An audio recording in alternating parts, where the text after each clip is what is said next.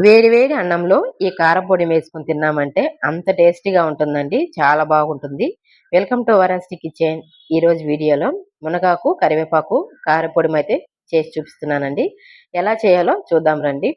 First వచ్చేసి నేను కరివేపాకు ఒక పిడికెడు, అలాగే మునగాకు ఒక పిడికెడు, ఇవి 2 బాగా కడిగి ఒక బట్ట మీద అయితే బాగా ఆరబెట్టుకున్నానండి. ఈ ఆరిన మునగాకుని ఒక ప్లేట్‌లోకి తీసుకునేసి పక్కన పెట్టుకున్నాను.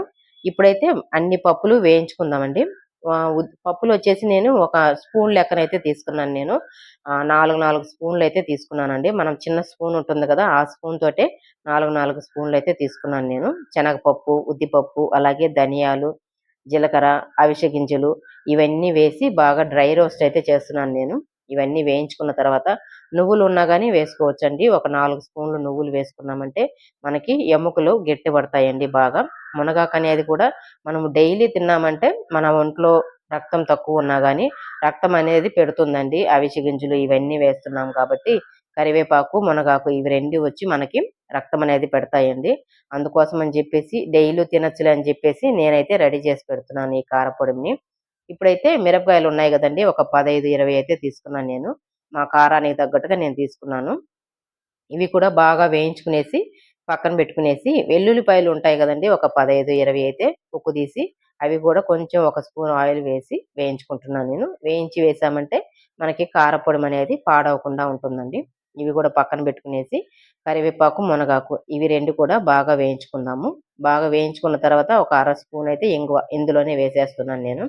ఇవి కొంచెం బాగా ఆరబెట్టుకునేసి, పొడిని చేసుకున్నామంటే బావుంటుందండి. ఇవొచ్చేసి మనకి ఈ పొడిం రెడీగా ఉనింది అంటే, కాయలెప్పుడన్నా చేసుకుంటాం గదండీ! బీన్సు, క్యారెటు ఇలాంటి కాయల్లో గూడా మనము కాయలు ఉడికేతప్పుడు దాంట్లో వచ్చేసి మనం ఉప్పు కొంచెం తగ్గించుకునేసి, ఇందులో ఉప్పుంది గాబట్టి, ఈ కారపొడిని కలుపుకున్నామంటే మనకి ఆ కాయల్లో గూడా టేస్టీగా అయితే సూపర్‌గా ఉంటుందండి. ఒకసారి ట్రై చేసి చూడండి. ఆ రైస్‌లోకి గూడా చాలా బావుంటుందండి. మనము అలాగే అన్నంలో కలుపు కూడా తినొచ్చండి.